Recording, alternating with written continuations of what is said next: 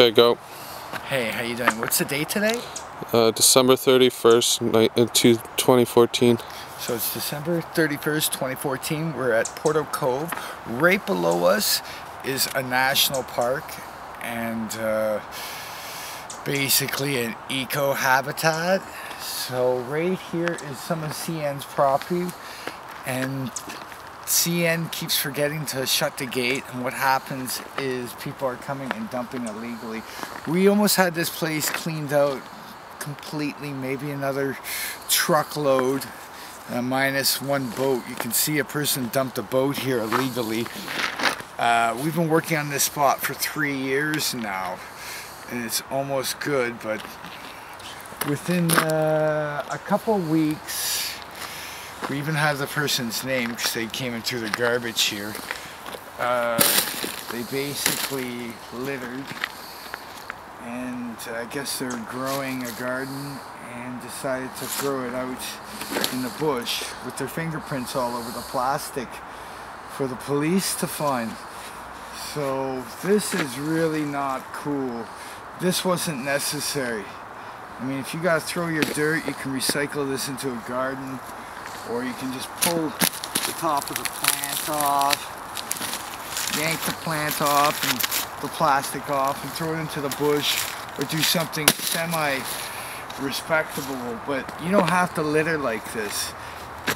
This is really not cool. So what happens is all this plastic ends up going into the dirt and polluting the area. So it's fine when it's a big bag, you can come and get it, but the second it starts to disintegrate in the sun, it becomes millions of pieces, and the land becomes toxic from that point on. I'll show you an example of some plastic right here that's going to that next stage of disintegration. Sorry, I had some before.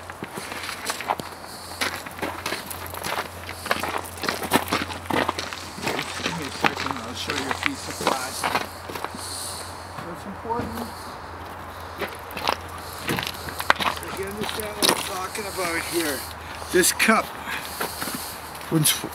was one cup, but the second it starts to break up into a million pieces like that, it's now a million pieces scattered in the soil that won't biodegrade, and it takes about 300 years and basically renders that area toxic. So the second a cup breaks down into this size, the soil from that point on is toxic, and basically it's not healthy. So it's a good idea to just clean up, avoid polluting the soil, and take your time and just pick up a little and help out. So thanks very much, and have a good day. And here, some of that plastic that I was talking about earlier. Just kind of everywhere. It just breaks up into smaller pieces and pollutes the land. So what you have here is one of the most beautiful areas in Canada, and no one's cleaning it up. It's just kind of a little bit of carelessness here and there, which is adding up to big problems. We've spent 3 years and I don't know how many truckloads and how many hours cleaning this area up, and the problem just keeps reoccurring. You couldn't come here a year ago and look at this area without being like, oh my god, this is disgusting. This whole boat we had loaded up just in one day of garbage, and then we came back and started doing garbage runs. But this stuff right here,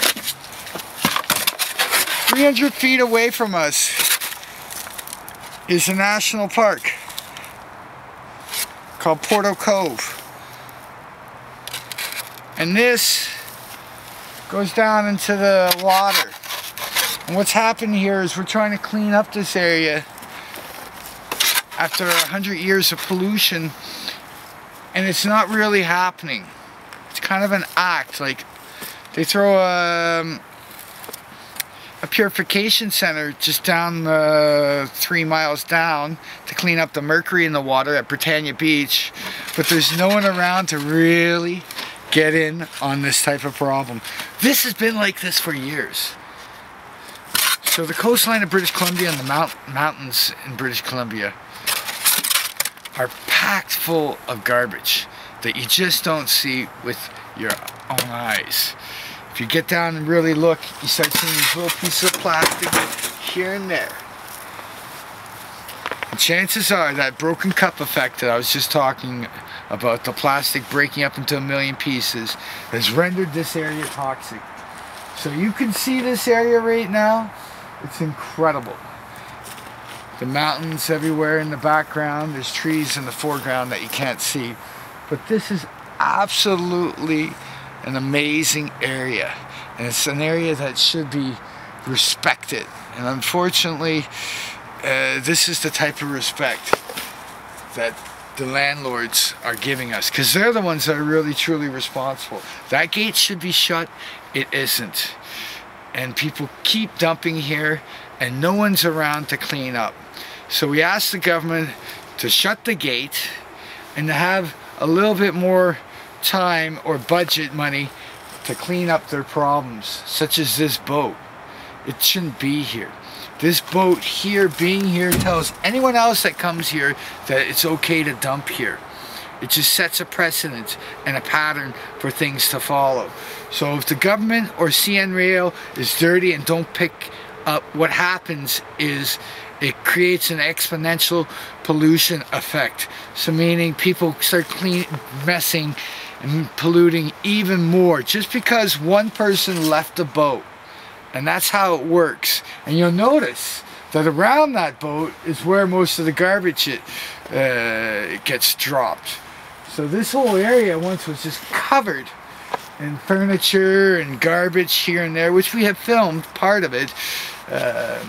And now it's clean. And what will happen is this boat will stick around, and you'll notice in the future that the garbage will start to aggregate around the boat. Such as what I'm talking about, as the government, by letting people in or leaving one big piece of garbage, sets the precedent for the area, and it creates an exponential pollution effect. That means another guy comes and he starts polluting, and you can tell by the bags full of plant material over there that people are kind of starting back up. And this gate has only been open for 6 weeks now. So thanks very much and have a good day. Bye.